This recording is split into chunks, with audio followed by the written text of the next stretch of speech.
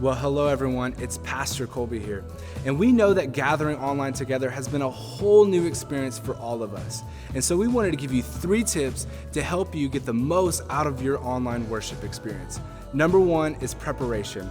And what we're meaning by that is to set a time with your spouse and your family on the time that you are going to watch the online experience from start to finish. So get a morning routine, get a cup of coffee, get your Bible and pen, get the kids up, and be prepared to watch it at the time that you have set.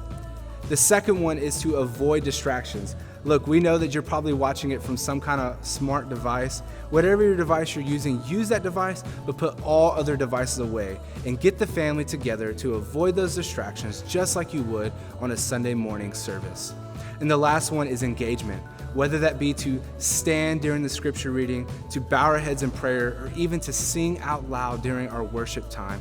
All of those things are going to help you better connect to the online worship experience.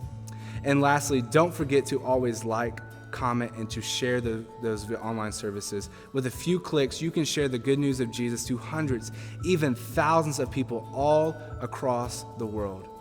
Well, thank you so much for watching. We hope to see you this Sunday for our New Day online worship experience.